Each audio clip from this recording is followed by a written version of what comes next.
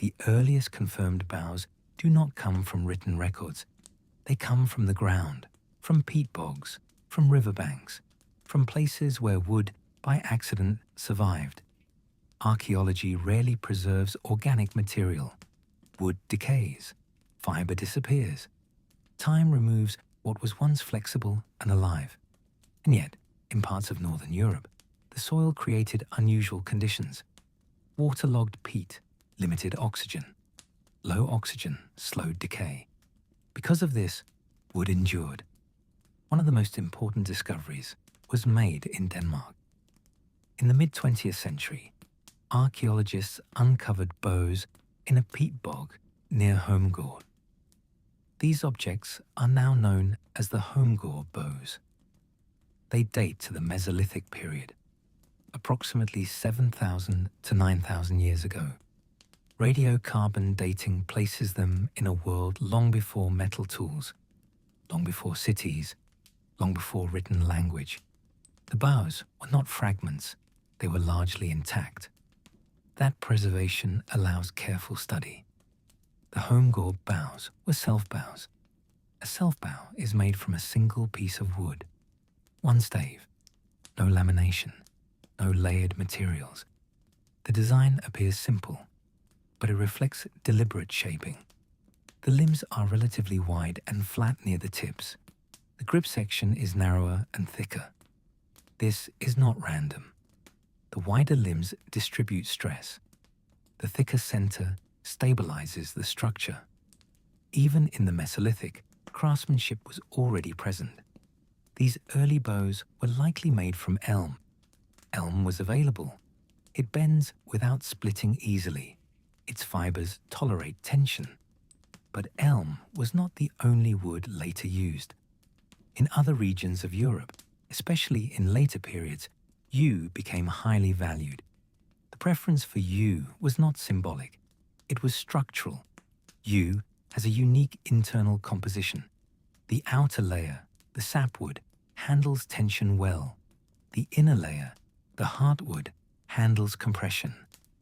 A bow works by combining these two forces. When drawn, the side facing the archer stretches. The opposite side compresses. Few woods manage both stresses effectively. Yew does. This natural dual structure made it ideal for bow construction. It required less modification, less layering, less reinforcement.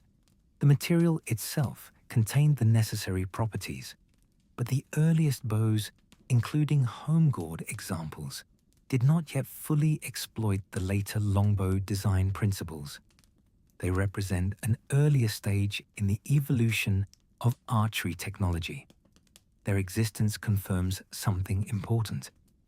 By the Mesolithic period, humans were already capable of selecting appropriate wood, shaping it intentionally, understanding flexibility, controlling stored energy. The bow was not accidental. It required knowledge of materials. It required experimentation. It required failure. A poorly chosen stave would snap.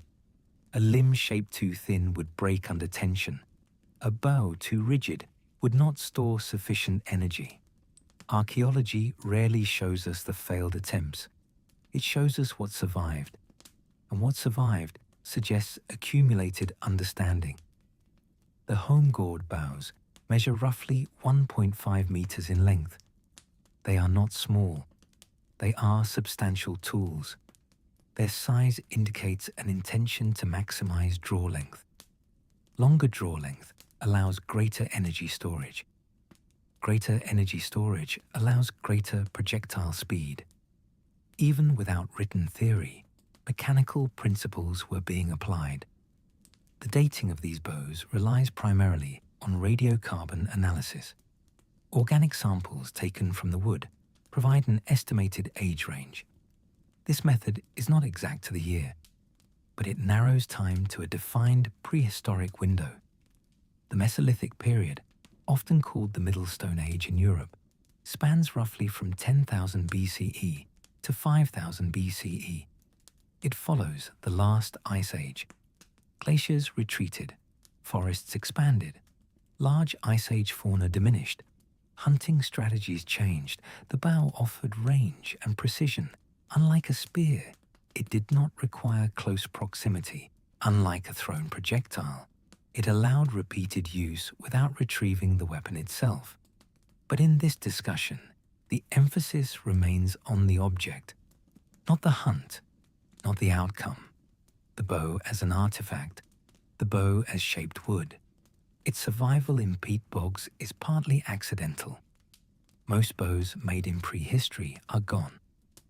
Only rare environmental conditions preserve them.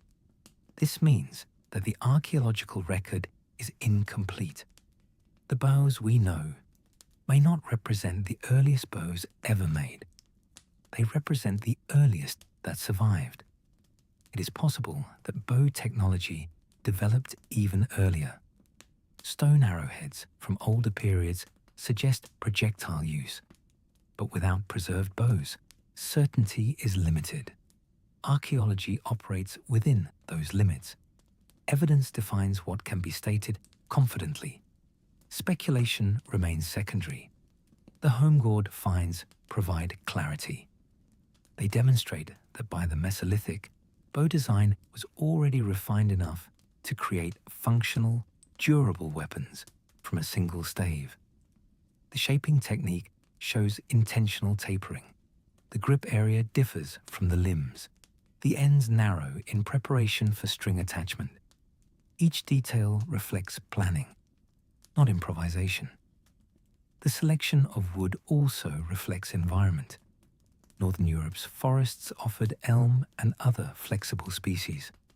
In different climates, other woods were chosen. The material always influenced the design. This relationship between environment and tool is central to understanding early archery. Technology does not emerge in isolation. It emerges from available resources. Yew, which later became dominant in parts of Europe, was not universally accessible. Its growth patterns are slow, its distribution uneven. When available, it was valued. Its combination of elastic sapwood and compressive heartwood reduced the likelihood of structural failure. This made it reliable. Reliability matters in any tool that stores energy under stress. The earliest bows did not include metal components, no reinforced tips, no synthetic bindings, only wood and fiber. String material likely came from plant fibers or animal sinew. These materials also rarely survive archaeologically. The bow, therefore, represents a broader technological system, largely invisible in the record. We see the wood, we infer the rest. The archaeological evidence from Europe provides one of the clearest windows into early bow construction. Other regions, such as parts of Africa and Asia, also have early projectile traditions, but preservation conditions vary. The European peat bog finds remain among the most complete. They show a self-bow design. One piece of wood, shaped carefully, no composite layering, no horn reinforcement. Those developments came later. The earliest evidence suggests simplicity. But simplicity does not mean primitiveness. It means efficiency. A single stave bow is structurally elegant. It requires fewer materials. It requires skill, but not complex assembly. Its effectiveness lies in balance. Balance between tension and compression. Balance between flexibility and strength. Balance between length and draw weight. The Mesolithic bow was already a controlled instrument. It demonstrates that prehistoric craftspeople understood the behavior of wood under stress. They selected species accordingly. They shaped limbs gradually. They tested flexibility. The bow, in its earliest confirmed form, is evidence of quiet experimentation. No inscriptions accompany it. No written explanation survives. But the object itself contains the knowledge. The grain direction matters, not weakened structure. Moisture content influences flexibility. Drying wood improperly leads to cracking. These principles are observable through study. Archaeologists and experimental archaeologists have reconstructed bows using similar materials. These reconstructions confirm that the early designs were viable. They function. They store and release energy efficiently. They reflect practical understanding. The earliest evidence does not tell us who made the bow. It does not tell us the name of the craftsperson. It does not record their method step by step. It offers only the object, a preserved curve of wood, measured, dated, examined. From that, we build our understanding. The Holmegård bows remain central to this understanding. They represent a moment in technological history when the bow was already mature in form, not experimental, not crude, but deliberate. The Mesolithic period did not invent the concept of tension. It refined it. It shaped it into a repeatable structure, a self-bow from a single stave, selected carefully, shaped intentionally, used reliably. Yew would later become symbolic in European longbow culture. But its value began with material properties, elasticity, durability, natural layering. The wood itself suggested the form. In studying the earliest evidence, archaeology focuses on measurable facts, radiocarbon dates, wood species identification, tool marks on the surface, dimensions and curvature. Each detail adds clarity. Together, they form a quiet record, a record not written in ink, but preserved in grain. The earliest bows were not monumental objects. They were functional, practical, carved from trees that once grew in Mesolithic forests. And when buried in peat, they waited for thousands of years until excavation revealed what had once been bent by human hands. That is the earliest evidence. Not myth, not legend, but wood. Dated, measured, understood, and still, quietly curved. A bow appears quiet when it rests. A curved piece of wood, a string drawn tight between two ends. Nothing moves, and yet, within that stillness, there is potential. The mechanics of a simple bow are based on stored energy. When the string is pulled back, the limbs of the bow bend. That bending is not decorative. It is structural. The wood changes shape under force, and in changing shape, it stores energy. This is the principle at the center of all bows. Energy is not created in the moment of release. It is accumulated slowly as the string is drawn. The farther the draw, the more the limbs bend. The more they bend, the more energy is stored within the wood. This stored energy is elastic. Elastic does not mean weak. It means reversible. When the string is released, the wood attempts to return to its original shape. That return happens quickly. The limbs straighten. The string moves forward. The stored energy transfers into the arrow. No combustion, no explosion, only tension released. The simplicity of this mechanism is part of its longevity. A simple bow relies on three essential elements: a flexible body, a resistant structure, a tensioned string. Remove one, and the system fails. The bending of the bow involves two opposite forces. When the bow is drawn, the side facing the archer is stretched. This side experiences tension. The opposite side is compressed. Compression shortens material. Tension lengthens it. A functioning bow must endure both at the same time. This is why flexibility and strength are not the same quality. A branch may bend easily, but if it bends too easily, it does not store much energy. It simply flexes and returns. Little force is generated.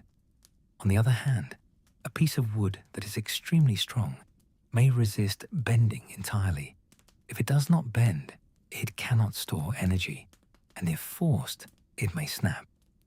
The ideal bow material exists between those extremes. It must bend, but not too easily. It must resist, but not too rigidly.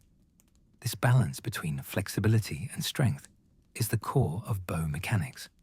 Flexibility allows deformation. Strength prevents failure. Together, they allow controlled storage of energy. When a bow is drawn, the limbs form a deeper curve. This curve is not random. It distributes stress across the length of the limb. If stress concentrates in one small section, that section may crack. Bow makers learn to taper the limbs. Thicker near the center, thinner toward the tips. This shape spreads tension more evenly. The bending becomes gradual rather than abrupt. The smoother the bend, the more stable the energy storage. At full draw, the limbs are under considerable strain, yet the wood holds. Because of its internal structure, wood is not uniform. It is composed of fibers running along its length. These fibers carry force. When tension is applied, the fibers on one side stretch. When compression occurs, fibers on the opposite side compact. If the grain runs straight and clean, the stress distributes evenly. If the grain is irregular or interrupted by knots, weak points appear. A knot disrupts fiber continuity. Under tension, such disruptions can cause failure. This is why straight grain is prized in bowwood. It ensures that the load travels smoothly from one end to the other. The outer layer of the wood, often called sapwood, handles stretching well. The inner layer, heartwood, handles compression more effectively. In woods like yew, these layers naturally complement each other. The outer surface resists tension. The inner surface resists compression. Together, they form a balanced system. When the bow is drawn, the tension side wants to lengthen. The compression side wants to shorten. The two forces oppose one another. The wood between them transmits that stored strain. Once the string is released, the stored energy seeks equilibrium. The limbs return toward their resting curve. The motion of that return is what propels the arrow. The bow itself does not move forward. It flexes and then straightens. This entire process happens in less than a second. But the mechanics remain constant. The principle does not change whether the bow is ancient or modern. The amount of energy stored depends on several factors: length of the bow, draw length, thickness of the limbs, material properties. Longer bows generally allow longer draw lengths. Longer draw lengths increase energy storage. However, length alone is not sufficient. If the wood cannot withstand stress, the bow fails. The ideal bow combines elasticity with resilience. Elasticity allows bending. Resilience allows recovery. Recovery is essential. A bow must return to shape reliably and repeatedly. If it remains slightly bent after use, its efficiency decreases. This phenomenon is known as set. A bow that takes too much set loses power. Its limbs no longer return fully. The stored energy diminishes. Proper material selection reduces this effect. Drying wood carefully also matters. Excess moisture increases weight and reduces stiffness. Too little moisture can cause brittleness. The mechanics of a simple bow are therefore connected to environment. Temperature, humidity, all influence performance. Even without formulas, the physical process is clear. Pulling the string increases tension. Increased tension bends the limbs. Bent limbs store elastic energy. Release transfers that energy into forward motion. The arrow becomes the final carrier of that stored force. But the bow itself remains rooted in structure. It is a system of opposing stresses, tension and compression, flexibility and strength. grain, and fiber. The visible curve hides an invisible balance. A bow that bends evenly is mechanically stable. A bow that bends unevenly risks fracture. The physics are silent. There is no visible sign of stored energy. Only shape, only tension in the string. Only the gradual increase in resistance as the draw continues. That resistance is mechanical feedback. It reflects the rising stress within the limbs. The archer feels it, not as theory, but as weight. The draw weight increases steadily. More bending, more stored energy. At full draw, the system holds maximum potential. In that moment, all forces are balanced. Release breaks that balance. Energy flows outward, and the limbs return toward rest. The mechanics of a simple bow are based on natural properties: wood-fiber alignment, elastic strain, material resilience. No complex mechanisms, no gears, no combustion. Only controlled bending and the reliable return of a curved piece of wood to its original form. That is the physics of a simple bow: quiet, measured, rooted in the behavior of wood, and unchanged for thousands of years. Yew, elm, ash. Before the bow becomes a weapon, it is a piece of wood. The choice of wood is not decorative. It determines everything that follows. In many parts of Europe, yew became the preferred material, not because it was rare, not because it was beautiful, but because of how it behaves under strain. Yew grows slowly. Its rings are tight. Its grain is dense and straight when carefully selected. The outer sapwood resists tension. The inner heartwood tolerates compression. In a bow, both forces act at once. Few trees provide such natural balance. Elm, used in earlier periods, behaves differently. It is flexible. It bends without splitting easily. Its fibers interlock in a way that resists tearing. But elm lacks the natural dual structure of yew. It may require wider limbs to distribute stress. Ash offers yet another quality. It is strong and relatively elastic. It tolerates repeated bending. But ash can be heavier, and weight affects speed. The bowmaker does not select wood randomly. The search begins in the forest. A straight trunk is preferred. Minimal knots, even grain, no twisting. Knots interrupt fiber direction. Twisting grain creates uneven tension. A bow carved from flawed wood may look complete, but under draw, it will reveal weakness. Selection is quiet and patient. The tree must be cut at the right season, often during colder months, when sap content is lower. Lower sap means reduced moisture. Reduced moisture means less warping during drying. Once cut, the log is split. The outer bark is removed. A stave is chosen. A stave is a single length of wood, roughly matching the future bow's size. It is not yet shaped. It is only separated. Drying is the next stage. Fresh wood contains moisture. Too much moisture makes it flexible but unstable. Too little moisture makes it brittle. The stave must season slowly, sometimes for months, sometimes longer. Drying too quickly causes cracks. Cracks create weak points. The stave rests in controlled conditions. Air circulates. Moisture gradually escapes. Patience defines this stage. The bow does not exist yet. Only the potential does. After seasoning, shaping begins. The bowmaker studies the grain. The direction of fibers must remain intact along the back of the bow. The back is the side facing away from the archer. It experiences tension. The belly, facing inward, experiences compression.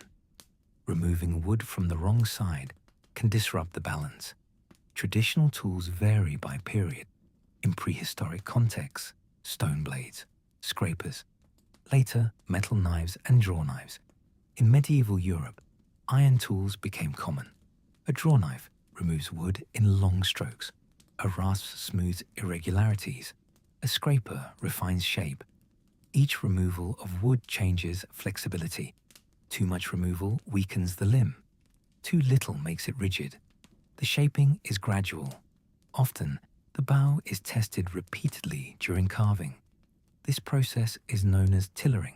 The bow is partially strung, drawn slightly, observed. Does one limb bend more than the other? If so, wood is removed from the stiffer side.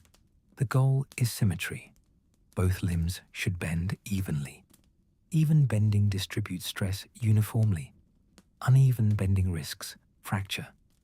Tillering requires attention.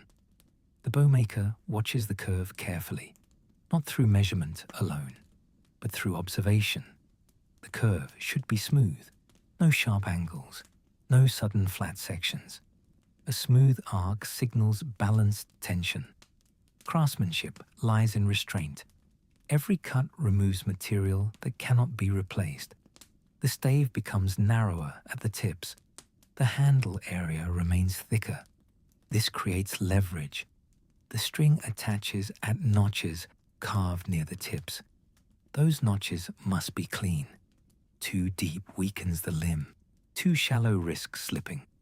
The string itself may be made from plant fiber, sinew, or later linen. But the focus remains on the wood. Wood grain determines everything. Straight grain allows clean stress flow. Curved or twisted grain creates unpredictable force distribution. In yew, the boundary between sapwood and the heartwood is visible. The bowmaker often leaves the sapwood intact along the back. Removing it would reduce tensile strength. The belly may be shaped to achieve compression balance. This use of natural layering is not accidental. It is learned through experience, through trial, through breakage, through repetition. Every bow carries subtle variation. Even two staves cut from the same tree behave differently. Density varies. Moisture content shifts. The bowmaker adapts. Craft is not mechanical repetition. It is adjustment. Ash, elm, and yew each demand different handling. Elm may require broader limbs. Yew allows narrower profiles due to its dual structure. Ash demands attention to weight. A heavier bow may feel stable, but slower in recovery. Recovery speed influences arrow velocity. Faster limb return means greater energy transfer. Thus, mass matters. Removing excess wood reduces mass, but risks weakening the limb. Balance is constant. The tools are simple. Knife, rasp, scraper. But skill is cumulative. Each pass of the blade refines tension. Each shaving adjusts elasticity. Surface finishing may involve sanding or scraping smooth. Not for decoration, but to remove stress risers. Small imperfections can concentrate force. Smoothing reduces risk. Some bowmakers apply oil or wax. Protection against moisture. Stability over time. Storage matters too. Wood continues to respond to environment. Humidity can soften fibers. Dry air can stiffen them. The bow remains dynamic even after completion. Craft does not end when shaping ends. Maintenance continues the process. In composite bows, layers of horn and sinew are added, but in self-bows, the craft remains focused on one material, one piece of wood. Its integrity must be preserved. The grain is respected. The natural curve of the tree may influence final shape. Sometimes the bow follows that curve, instead of forcing straightness. This alignment with the material reduces internal stress. The bowmaker does not impose form entirely. They cooperate with the tree. The craft is therefore both technical and observational. Technical in shaping, observational in reading grain. The tools are quiet. Shaving wood produces thin curls. The sound is soft, controlled, measured. Over hours, sometimes days, the stave transforms from log to potential, from potential to structure. The final product appears simple, a curve of wood, but simplicity conceals decisions. Wood choice, drying duration, grain alignment, thickness distribution, tool precision. Each bow reflects accumulated understanding, not theoretical equations, but tactile knowledge. The bowmaker feels resistance. They observe curvature. They adjust accordingly. Craft in this context is patient refinement. Yew, elm, ash, different species, different behaviors. One shared requirement: to bend without breaking, to store energy without splitting, to recover shape repeatedly. The material defines possibility. The craft shapes it into reliability. And in that shaping, the bow emerges not as a weapon first, but as a piece of wood understood, measured, respected, and quietly prepared for tension. The simple self-bow was made from one piece of wood. The composite bow was different. It was not a single material. It was a structure built in layers. Its development is most strongly associated with the steppe regions of Central Asia. Vast grasslands, long distances, mounted travel. The environment shaped the technology. A self-bow made from a single stave works well when it is long. Length increases draw distance. Draw distance increases stored energy. But on horseback, length becomes a limitation. A long bow is difficult to manage while riding. It catches on equipment. It extends beyond the rider's body. The composite bow offered a solution, shorter in length, but capable of equal or greater power. The key was material combination. Wood alone has limitations. It bends, it stores energy, but it can only endure so much tension and compression. To increase performance without increasing length, craftspeople began layering materials. The core was usually wood, light, flexible, structural. To the belly of the bow, the side facing the archer, horn was added. Horn handles compression extremely well. When a bow is drawn, the belly compresses. Horn resists crushing. It absorbs pressure without cracking. To the back of the bow, the side facing away from the archer, sinew was applied. Sinew, made from animal tendons, is exceptionally strong under tension. It stretches slightly, then contracts. It stores elastic energy efficiently. Together, these layers created a new mechanical system. Wood provided shape and structure. Horn resisted compression. Sinew resisted tension. Each material performed a specific function. The combination allowed greater curvature. Greater curvature allowed greater stored energy. The composite bow could therefore be shorter, and yet powerful. The bonding of these materials required adhesive. Animal glue, made from collagen extracted from hides and bones, was commonly used. This glue is strong when dry, but sensitive to moisture. The construction process was slow. The wood core was shaped first, then horn strips were carefully fitted to the belly. They had to match curvature precisely. Gaps weakened the bond. The sinew was applied in layers to the back, often shredded finely and laid in strands. Glue bound it to the wood. The bow was then wrapped and left to cure. Curing could take months. The materials needed time to settle, to adhere fully, to dry evenly. This was not rapid production. It was extended assembly. The composite bow is therefore technological rather than purely material. It requires planning, multiple resources, knowledge of adhesives, understanding of stress distribution. Central Asia provided both the environment and the need for such refinement. Mounted archery demanded compact equipment.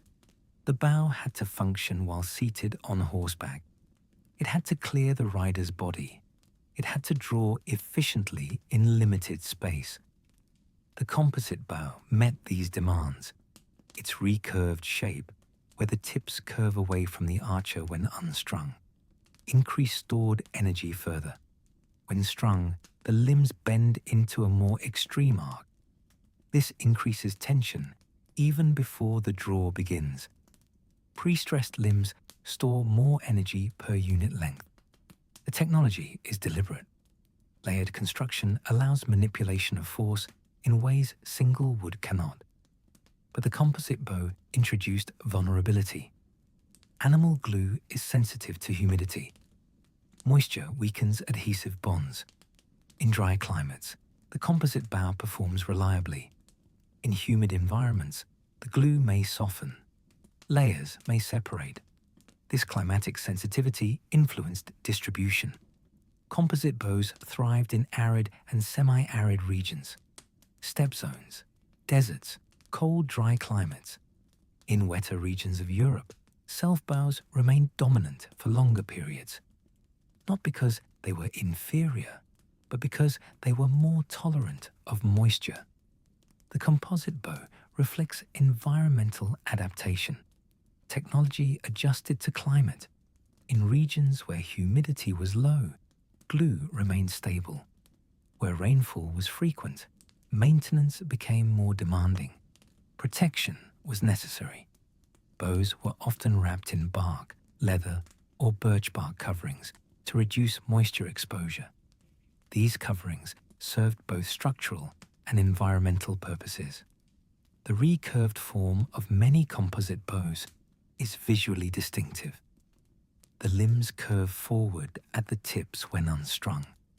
When strung, they reverse into a deep arc. This geometry increases efficiency. More energy is stored in a shorter frame, but it also increases construction complexity. Each layer must follow the intended curve precisely. Misalignment creates uneven stress. The composite bow represents a shift from reliance on a single natural material to engineered assembly. The knowledge required extends beyond woodworking.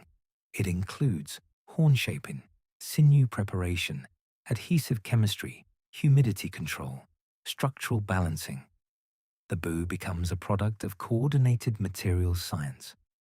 In Central Asia, nomadic cultures refined this technology over centuries. The bow became compact, efficient, adapted to mounted mobility. Its construction reflects cumulative experimentation. A shorter bow alone would not suffice. Without layering, it would lack sufficient power. Without proper curing, it would delaminate. Without protection, it would weaken in damp air. Every layer serves a purpose. Horn increases compression resistance. Sinew increases tensile strength. Wood stabilizes form.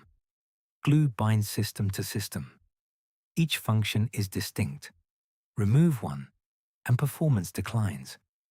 The composite bow demonstrates technological layering long before industrial manufacturing. It is modular. Each component contributes a mechanical advantage. Its power-to-length ratio exceeds that of many self-bows. This efficiency allowed widespread adoption across the Eurasian steppe. Climate continued to influence refinement. In cold, dry winters, adhesive remains firm. In humid summers, care is required. The environment becomes part of the engineering equation. Technology does not exist independently of climate. The composite bow makes this visible. Its construction reflects awareness of material behavior under varying conditions. The development of this bow marks a transition from simple material selection to structural design. The self-bow depends on wood properties alone. The composite bow manipulates multiple materials to achieve desired mechanical performance. It is not merely shaped. It is assembled, layer by layer, with intention, with patience, with understanding of stress and recovery. The composite bow stands as evidence that pre-modern technologies could be highly sophisticated without metal frameworks or modern adhesives. Its performance derives from biological materials used in coordinated balance: wood, horn, sinew, glue, each organic, each responsive to climate, each contributing to stored elastic energy. In this development, the bow moves from carved object to engineered system. The focus shifts from selecting the right tree to constructing the right combination. And in that layered curve, technology becomes visible in the quiet geometry of tension. The bow did not remain in one place. It moved gradually across landscapes, not as a single design, not as a fixed form, but as an adaptable structure shaped by climate, materials, and tradition. Its presence can be traced across regions through archaeology, art, and preserved fragments. Each region adjusted the bow to its own environment. Egypt offers some of the earliest visual evidence. Wall paintings and relief carvings depict archers holding curved bows. These images date back to the Old Kingdom and become more common in the Middle and New Kingdom periods. The dry climate of Egypt preserved organic materials that would have vanished elsewhere. Fragments of bows have been recovered from tombs. Some were simple wooden bows. Others, especially in later periods, were composite constructions. Egypt's environment favored preservation. Arid air slowed decay. Because of this, bows buried with the dead sometimes survived thousands of years. The Nile Valley also influenced design. Local wood was not always ideal for long self-bows. Trade networks allowed access to other materials. Composite designs appeared, likely influenced by contact with neighboring regions. The bow in Egypt reflects exchange, cultural contact, adaptation, movement of ideas alongside movement of goods. Farther north and east, the steppe regions of Central Asia shaped bow development differently. Open grasslands encouraged mobility. Communities traveled on horseback. In this setting, the composite bow became dominant. Shorter length allowed easier handling from horseback. Recurved limbs increased power in compact form. The climate of the steppe was often dry or cold. These conditions suited layered bows bound with animal glue. Preservation of such bows is rare outside dry burial sites, but artistic depictions and written sources confirm their widespread use. Steppe cultures refined portability. The bow became part of daily life, compact, curved, engineered for mobility. In China, the bow developed within a long and continuous tradition. Archaeological evidence and historical records document bow use from early dynastic periods onward. Chinese bows often incorporated composite construction. Horn, sinew, and wood were combined with careful craftsmanship. The Chinese climate varies greatly across regions. Northern areas, with colder and drier conditions, favored composite designs. Southern humid regions required careful maintenance. Written manuals from later periods describe construction techniques. This documentation provides insight into how bow technology was transmitted and standardized. Unlike purely archaeological evidence, Chinese records include terminology and procedural detail. The bow becomes not only an object, but a recorded craft. Designs evolved over centuries. Length, curvature, and limb shape varied by era, but the layered principle remained consistent. In Europe, bow development followed different environmental constraints. Northern and Western Europe are generally more humid. Composite bows, sensitive to moisture, were less practical without constant care. As a result, self-bows persisted strongly in many regions. Yew became particularly important in later European contexts. The longbow, often associated with England, was typically made from a single stave of yew. Its length compensated for lack of layered reinforcement. Longer limbs allowed sufficient energy storage. European forests provided suitable wood. Straight-grained yew trees could be shaped into powerful self-bows without lamination. Climate and resource availability therefore influenced form. Where horn and sinew adhesives performed well, composite bows flourished. Where humidity challenged glue stability, self-bows endured. In each region, the bow reflects material logic. Egypt, dry preservation and trade influence. Steppe, mobility and compact composite design. China, layered craftsmanship and recorded manuals. Europe, long self-bows shaped by forest resources and climate. The spread of the bow was not uniform. It did not replace other tools instantly. It coexisted with spears, crossbows, and later firearms, but its adaptability allowed it to persist across continents. Local woods shaped local bows. Local climates determined durability. Local traditions defined style. Some bows were short and recurved, others long and straight. Some layered with horn and sinew, others carved from a single stave. The underlying principle remained constant: a flexible limb, a tensioned string, stored elastic energy. The differences lie in configuration. Design responds to need. Need responds to environment. Environment shapes material selection. The bow in Egypt looks different from the bow of the Eurasian steppe. The Chinese bow differs from the European longbow. Yet all share the same mechanical foundation. The distribution of bows across regions illustrates how a single concept can diversify without losing its essence. No dramatic scenes are required to trace this movement. Trade routes carried materials. Cultural contact carried techniques. Migration carried knowledge. Over time, the bow became one of the most widely distributed elastic projectile systems in human history, not because it was identical everywhere, but because it was adaptable. Wood in one place, horn in another, sinew where available, length adjusted to landscape, curvature adjusted to climate. The regional variations form a quiet map of technological exchange. From the Nile Valley to the Central Asian steppe, from Chinese dynasties to European forests, the bow traveled not as a fixed object, but as an idea shaped by place. And in each region, it bent differently.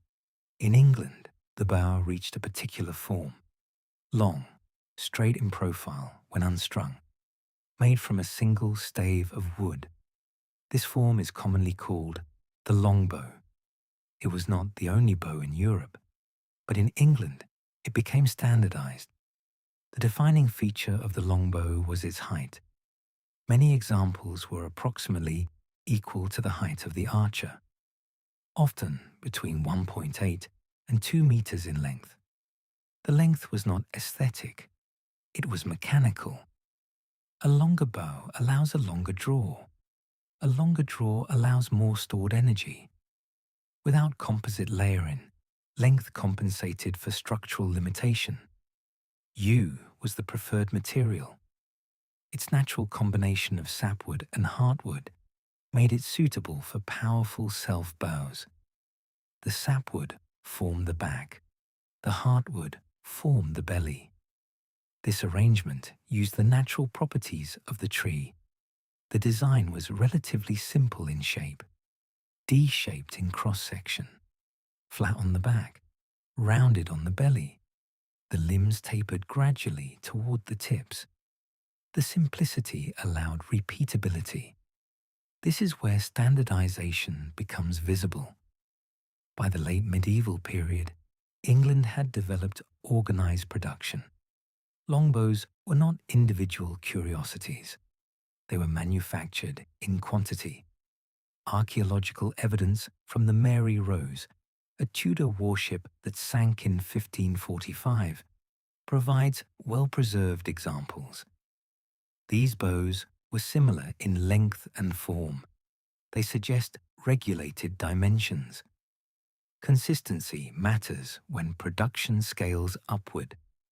When large numbers are required, design must stabilize. The wood was cut into staves. Staves were seasoned. Bowyers shaped them according to known proportions.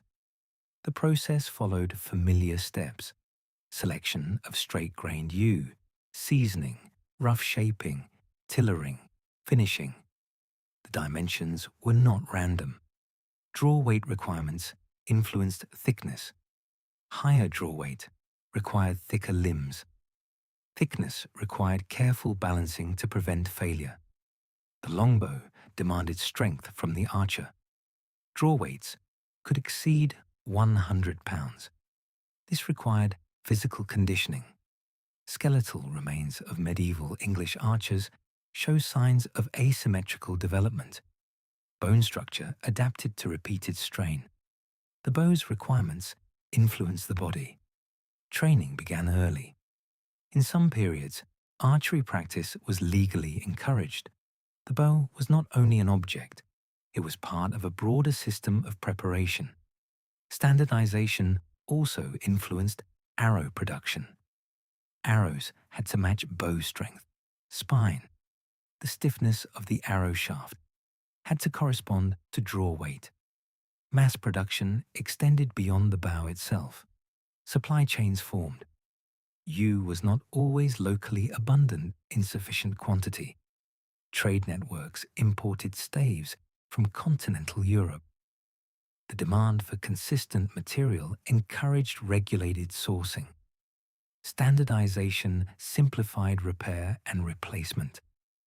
If dimensions were predictable, craftsmen could produce interchangeable components. Uniformity reduced uncertainty. A longbow of known dimensions behaves predictably. Its draw curve is consistent, its performance measurable. The height of the bow served both mechanical and practical purposes. A tall bow distributes stress across longer limbs. This reduces the intensity of compression and tension in any one section. Lower stress per unit length increases durability. Durability matters when bows are used frequently. The longbow's mass production does not mean it was crude. Craftsmanship remained essential. Tillering required attention. Even within standardized dimensions, each stave behaved differently. Moisture content varied. Grain density varied. The bowyer adjusted accordingly, but within limits defined by shared practice. The longbow, therefore, represents a transition from regional variation to organized replication. The composite bows of Central Asia were technologically complex and layered. The English longbow was materially simple but systematically produced. Its effectiveness came from consistency, length, material, training, supply. Each factor reinforced the others. The archer required strength. The bow required quality yew. The system required regulation. Standardization does not remove craft, it channels it. Dimensions become known. Performance expectations become clear. Replacement becomes possible. Mass production introduces predictability. In England, the longbow reached that stage. Tall, single stave, repeated thousands of times. Its height distinguished it visually. Its regularity distinguished it structurally. The bow was no longer only a regional tool. It was an organized product, made in volume, shaped by shared knowledge, aligned to consistent requirements. And in that repetition, the longbow became less an isolated craft item and more a standardized instrument built to the measure of its users. A bow does not function alone. Without the arrow, it is only stored tension. The arrow completes the system. It receives the stored energy. it carries it forward. The efficiency of a bow depends not only on its limbs, but on the projectile it launches. An arrow is not simply a pointed stick. It is a calibrated component. Its length, weight, stiffness, and balance must correspond to the bow that propels it. If the arrow is too light, the bow releases energy too abruptly. Excess vibration travels through the limbs. Efficiency drops. If the arrow is too heavy, speed decreases. The stored energy transfers more slowly. The system must be matched. This is engineering balance. The arrow shaft forms the core structure. Traditionally made from wood, species varied by region. In Europe, ash and birch were common. In other areas, reed or bamboo were used. The shaft must be straight. Straightness ensures predictable flight. Even slight curvature can cause deviation. Crafting a shaft begins with selection. The wood must be free of knots. Grain must run parallel to length. Irregular grain weakens integrity. After cutting, the shaft is seasoned. Moisture content influences stiffness. Too much moisture increases flexibility and reduces stability. Too little moisture increases brittleness.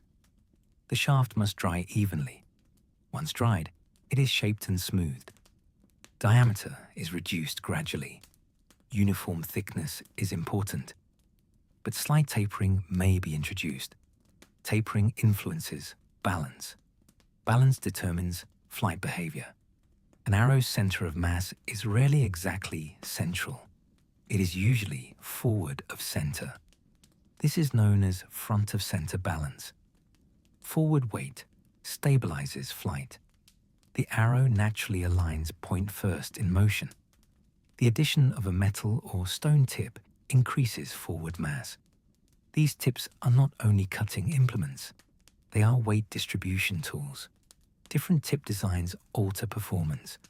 Broad, flat heads increase drag. Narrow, pointed heads reduce air resistance. But regardless of shape, they affect balance. The tip must be secured firmly. Loose attachment disrupts alignment. Secure fastening maintains integrity during acceleration. The rear of the arrow includes the nock. The nock is the notch that engages the string. It must fit precisely. Too tight, and release is delayed. Too loose, and stability suffers. The nock transmits initial force from string to shaft. Its alignment determines early trajectory. Feathers, known as fletching, stabilize the arrow in flight. They create drag at the rear. This drag keeps the arrow oriented forward. Without fletching, an arrow would tumble unpredictably. The number of feathers is typically 3. Spacing is symmetrical. Even spacing maintains balance. Feather length and curvature influence rotation. Slight rotation stabilizes flight further, but excessive drag reduces speed. Every element interacts. Shaft stiffness is critical. This stiffness is often referred to as spine. Spine measures how much the shaft flexes under load. When released, an arrow does not travel perfectly straight at first. It flexes around the bow handle. This flexing is called the archer's paradox. If the shaft is too stiff, it resists necessary flex. If too flexible, it oscillates excessively. Correct spine allows controlled flex that straightens quickly in flight. The bow's draw weight determines appropriate spine. Stronger bows require stiffer arrows. Matching bow and arrow ensures smooth energy transfer. Energy transfer efficiency depends on mass ratio. A properly weighted arrow absorbs most of the bow's stored energy. Poorly matched arrows waste energy through vibration. This vibration reduces performance and stresses the bow. The arrow therefore protects the bow by absorbing force correctly. The system functions as a whole. Bow limbs store energy. String transfers energy. Arrow receives energy. Flight stabilizes through balance. If any component is misaligned, efficiency declines. The engineering lies in harmony. Each arrow is tuned. Length must match draw length. Too short, and it risks overdraw. Too long, an unnecessary mass slows flight. Weight must correspond to draw weight. Balance must favor forward stability. Stiffness must correspond to bow strength. Precision in one component is insufficient alone. The arrow is not secondary. It is integral. In standardized systems, arrows were produced in large quantities.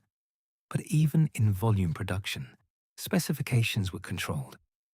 Bundles of arrows were often grouped by weight class. Uniformity ensured predictable behavior. A system cannot tolerate random variation. Consistency allows repeatable results. The arrow embodies that principle. It translates stored elastic force into linear motion. It transforms curved tension into forward trajectory. Without the arrow, the bow remains incomplete.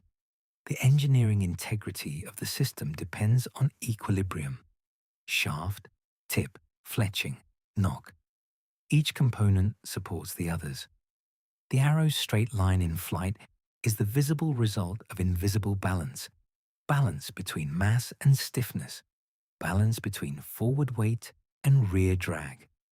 Balance between flexibility and strength. In this equilibrium, the bow and arrow operate as a unified mechanism, not separate objects, but coordinated parts of a single elastic system.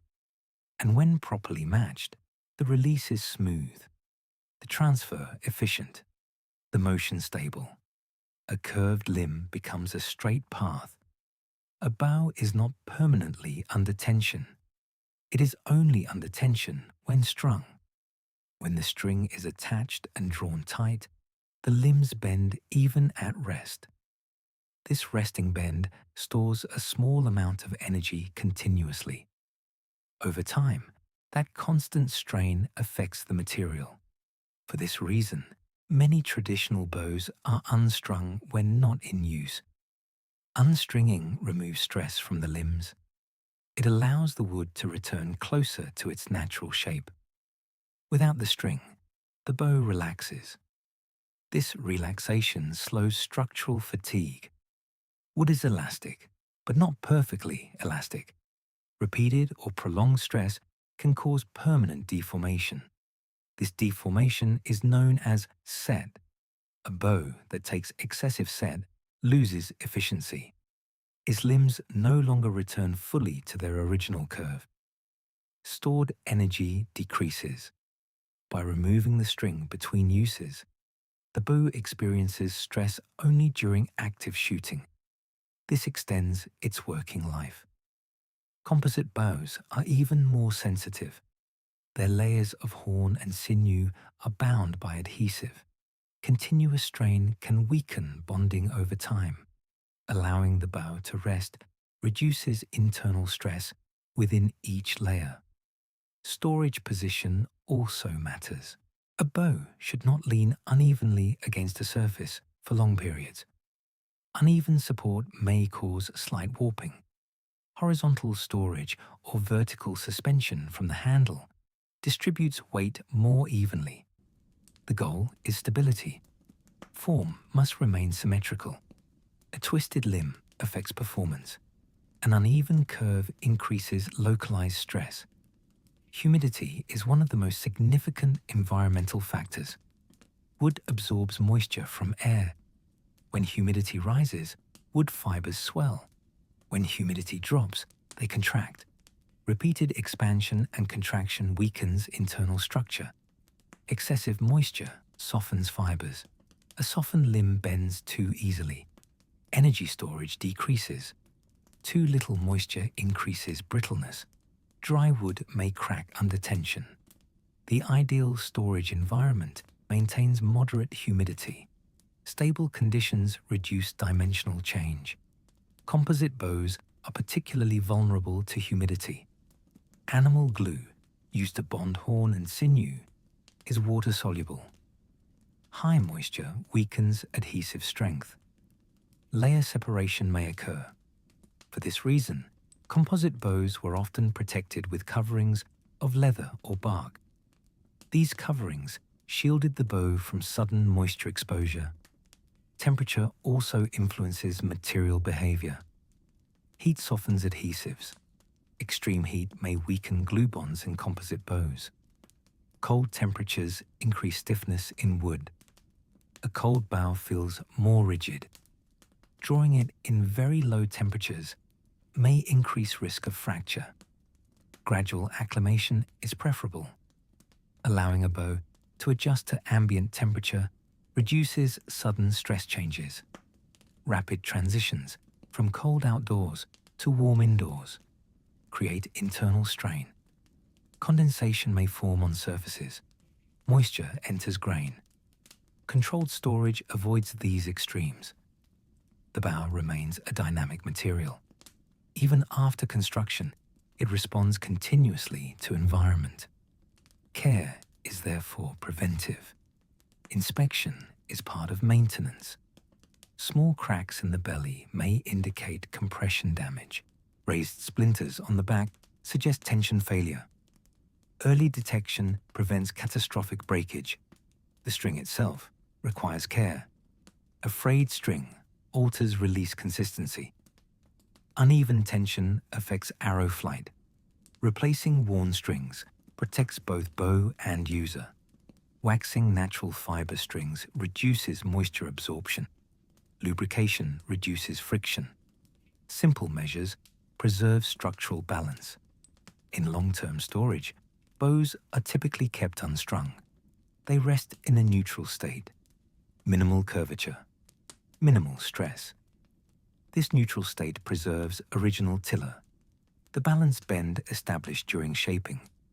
A bow stored improperly may lose this balance. One limb may stiffen more than the other. Correct storage protects symmetry. Durability depends less on complexity and more on consistency.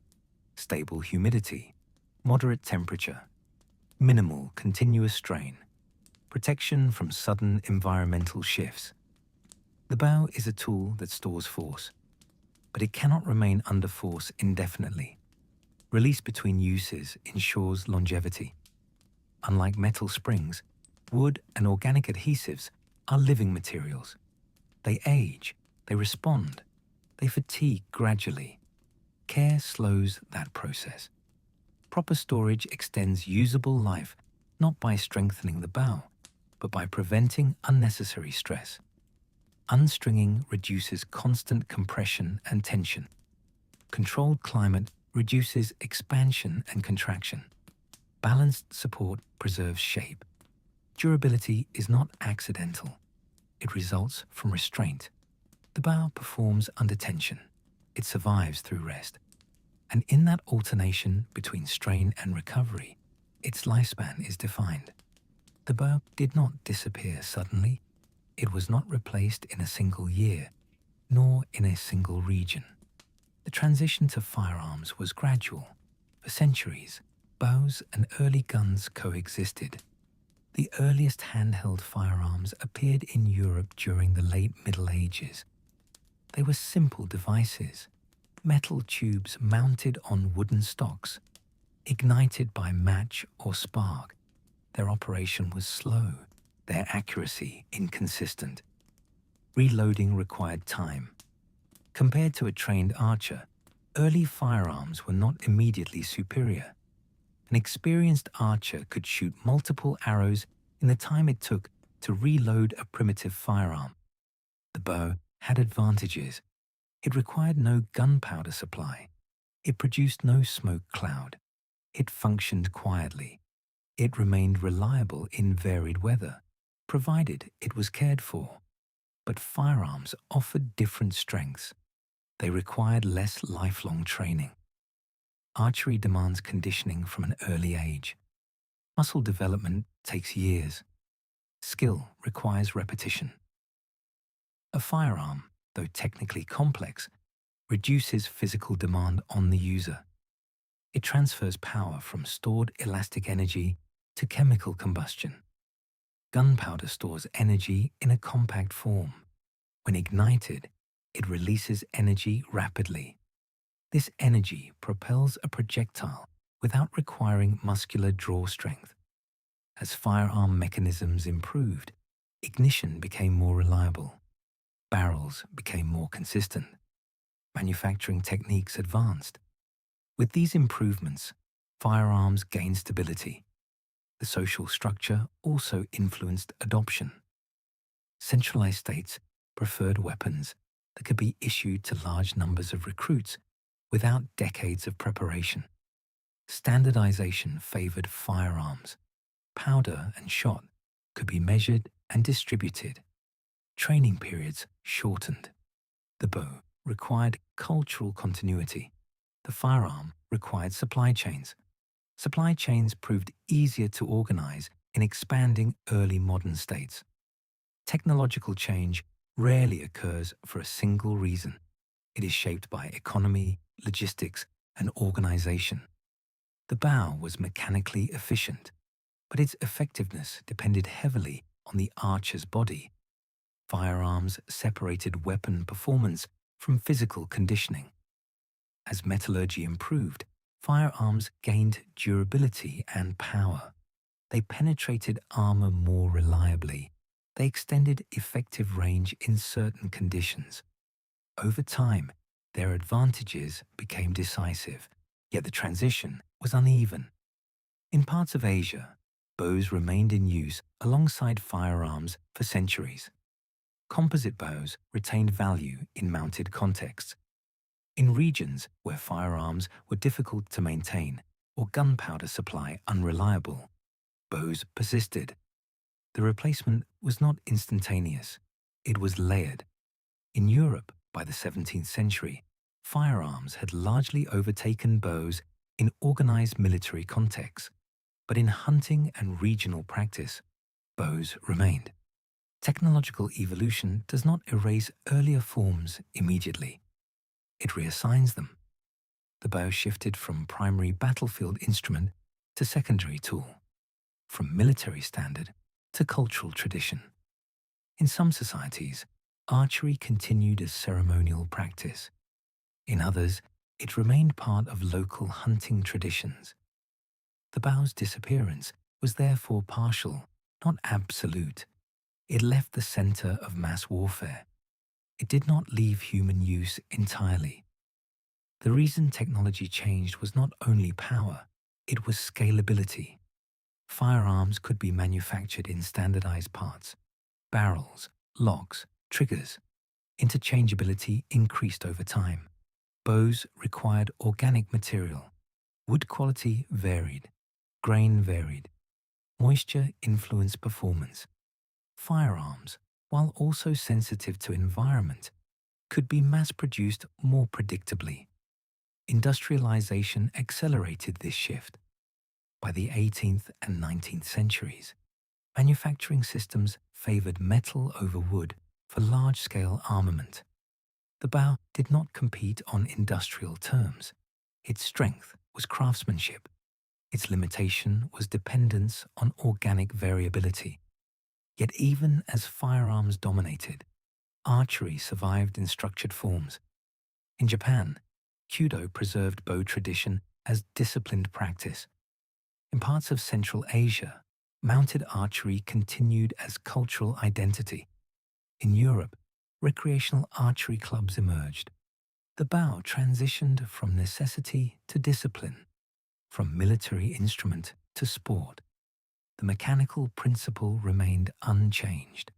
Elastic limbs storing energy, a string transferring force, an arrow stabilized in flight. What changed was context. The center of technological development moved toward combustion-based propulsion. But the bow did not vanish.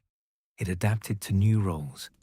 In modern times, archery persists as competitive sport, as hunting method, as historical reconstruction. Modern materials, fiberglass, carbon fiber, have replaced wood in many designs. But the underlying mechanics remain identical to those of Mesolithic bows. Stored elastic energy, controlled release, balanced projectile. The transition to firearms reflects technological expansion, not extinction. The bow yielded central dominance. It did not cease to exist. It became quieter in history's foreground, less visible in state arsenals, but still present in practice. Technology evolves. Older systems do not always disappear. They reposition. They narrow in scope. They endure in tradition. The bow's long arc across history did not end with the arrival of gunpowder. It simply bent in a different direction, from mass instrument to specialized craft, from battlefield tool to preserved discipline. And in that gradual transition, the bow did not vanish. It stepped aside.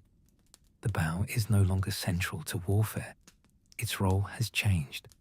Today, it exists in different contexts, not as a dominant military technology, but as a preserved object.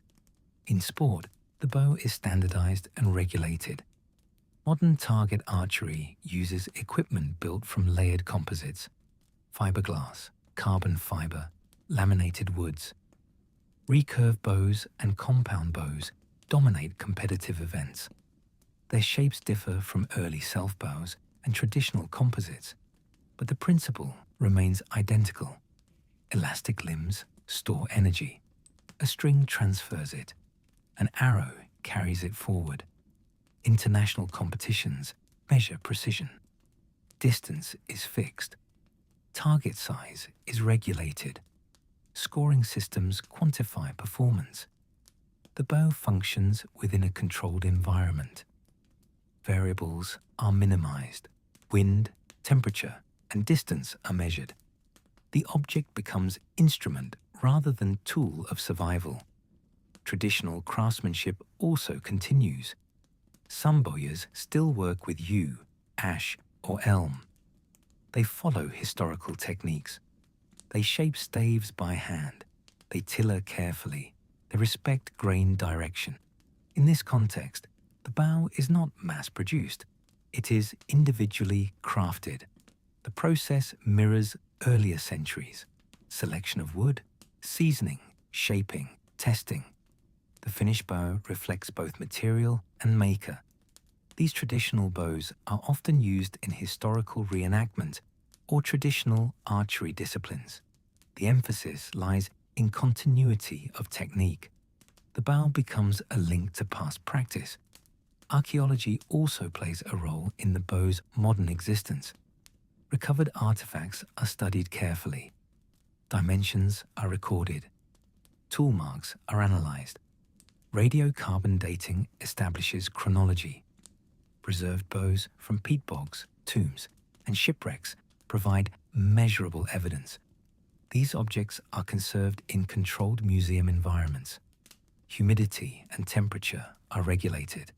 The bow is treated as a fragile historical document. Its curvature reveals design choices. Its grain reveals material selection. Its wear patterns reveal use. In reconstruction, experimental archaeologists recreate historical bows using period-appropriate materials and methods. These reconstructions test hypotheses. How strong were Mesolithic self-bows? How efficient were composite step bows? How heavy were English longbows from the 16th century? Replication allows measurement. Draw weight can be calculated. Arrow velocity can be tested. Performance can be compared. Reconstruction bridges archaeology and mechanics. It transforms preserved artifact into functional model. But even in reconstruction, the bow is studied as structure, not symbol.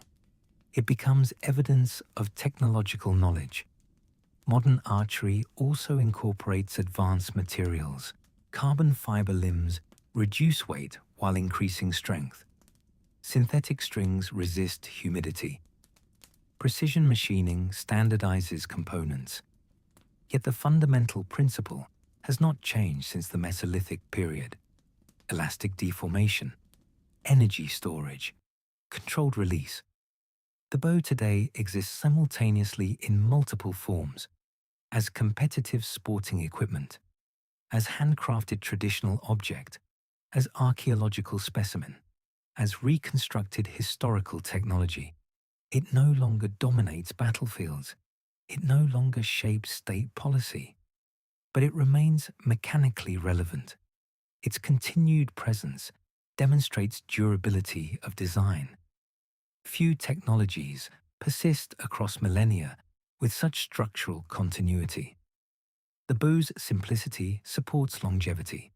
It contains no combustion chamber, no moving mechanical trigger system in its basic form, only a flexible body and tensioned string. Its function is transparent, its operation visible, its energy storage understandable without complex machinery. As an object today, the bow represents layered history. In museums, it rests under glass. In workshops, it rests on workbenches. On ranges, it rests in the hands of athletes. Its identity has shifted from necessity to discipline, from instrument of survival to instrument of skill. The bow can now be viewed apart from conflict, as an engineered curve of wood or composite, as a study in elastic mechanics, as an artifact of craft tradition. Its historical arc does not end in obsolescence. It ends in transformation. The bow survives not because it competes with modern firearms, but because it occupies a different space, a space defined by heritage, precision, and mechanical clarity. In this final form, the bow is not primarily a weapon. It is an object shaped by history, preserved in sport, maintained in craft, studied in archaeology, recreated in experiment. A curved structure that once defined distance, now defined by continuity, an